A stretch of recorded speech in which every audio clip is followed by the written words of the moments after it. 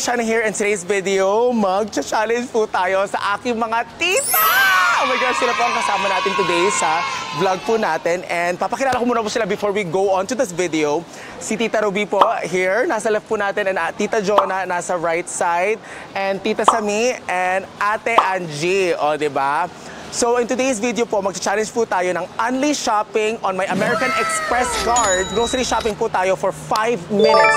So ang 5 minutes po na yun, dapat makuha na po nila lahat ng gusto nila. Bumili po sila ng kahit anong gusto nila. Basta in 5 minutes, dapat nakabalik na po sila sa stasyon natin doon sa hypermarket. And today, meron pong secret na challenge after nito. Meron po tayong secret na pasabog sa kanila, pero we're not gonna tell them until they shop. And after ng video na po yun. So, ready na ba kayo? Yeah. Alam niyo na ba yung mga bibili nyo? So, actually, very last minute po tong vlog na to kasi gusto po nila mag-grocery para I wanna give it a twist. Kaya before, you know, hello, hindi na ako mamimigay ng free grocery. Kailangan, dapat talaga, they have to work for it. Kaya ngayon, mag-challenge tayo for 5 minutes. And let's go inside now. Kayo rin na ba? We'll go ahead and we'll start the 5-minute wrap doon sa loob. Kaya let's go! Come on, come on, come on! So nandito na po tayo sa market ngayon and we're gonna start our 5-minute challenge and the countdown of 5. Pupunta na po sila and mag-go move separate ways na po sila and we'll have a 5-minute countdown and per videographer po ay magka-countdown for that. Okay, in the count of 5, 4, 3, 2, 1! Let's go! Sabi, galing ako. Dito. Saan ba? Ay, important. Ito, sa quote natin. Ito, kanina.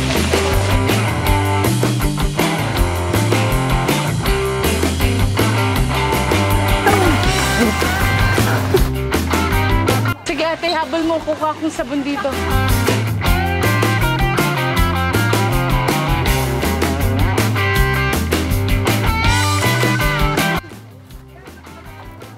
Diba?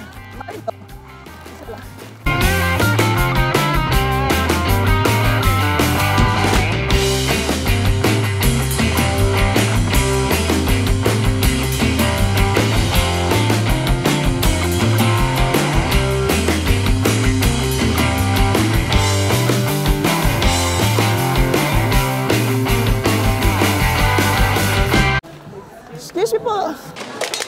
Sorry.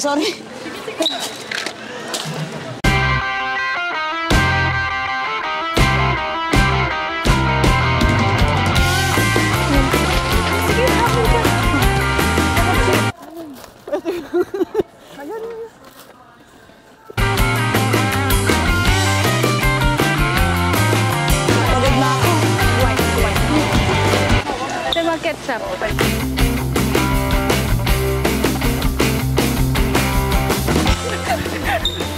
Sige, ate. Kuno mo yan. 10 seconds to get back to the main area. Important.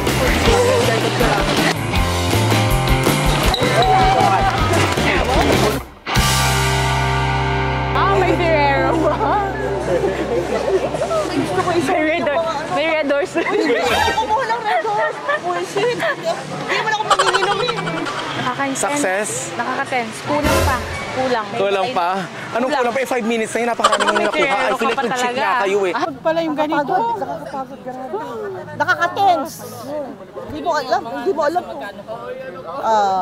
ko alam, mga 20. Actually, they did so good, you guys. Ang galing po, ang galing. Dami nila nakuha for 5 minutes.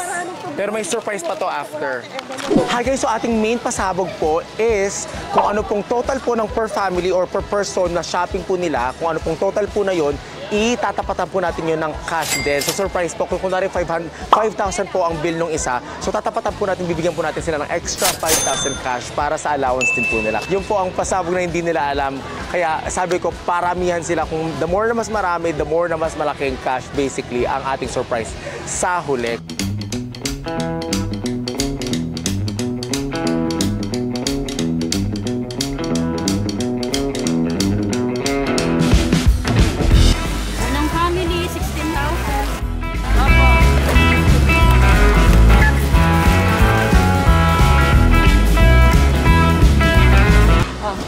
Pagod.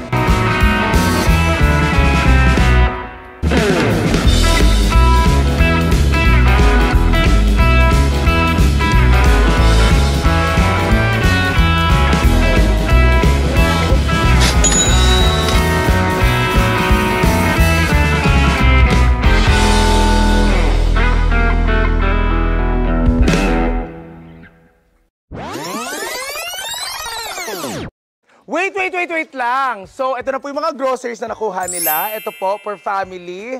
Pero hindi po nagtatapos dyan ang ating challenge. Sa sinabi ko po nung una, meron po tayong pasabog sa huli, di ba?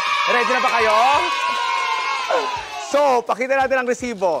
So, ito po ang resibo nila. And kami po ni Tito ko, Alwin right here. So, dinivide po natin itong total po natin na ito with 4 families at kung magkano po ang nagastos nila with this total. So, ang challenge, not challenge po, but ang pasabog po natin this time will be, tatapatan po natin ang kung magkano man ang nagastos per family. So, kung magkano po ang total na nagastos po nila, equivalent po yon into cash na makukuha ng per family. Okay, so, i-show na natin ang board na akin na ang mahiwagang wallet. Ito na po.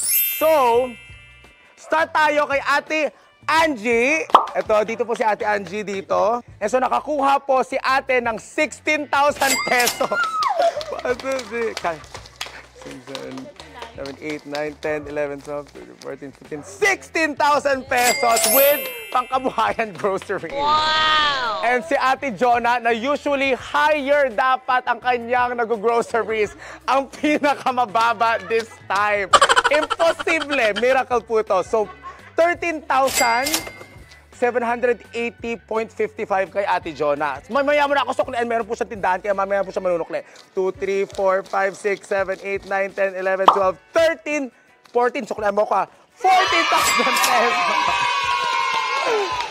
And yung kay Ate Sami po is 11,770. Usually mahina po talaga siya, kaya 11,000. Pero happy pa rin. Okay, 1, 2, 3, 4, 5, 6, 7, 8, 9, 10, 11,000 pesos. 12,000 sukli mamaya. O, diba? Okay, and so kay 17,941 kay Tita Ruby. So ang panalo natin si Mama Ruby for 17,000 pesos. 1, 2, 3, 4, 5, 6, 7, 8, 9, 10, 11, 12, 13, 14, 15, 16, 17. At since panalo ka, gagawin natin 20,000 pesos. 18, 19, 20,000 pesos. At doon po nagtatapos ang ating finest challenge. Marami po na nagpapasayang family. Marami na naman po tayo napasayang family members today. Kaya thank you guys for watching this video. Keep watch for finest Empire updates. And thank you guys for watching. I'll see you guys in my next video. Bye, my loves!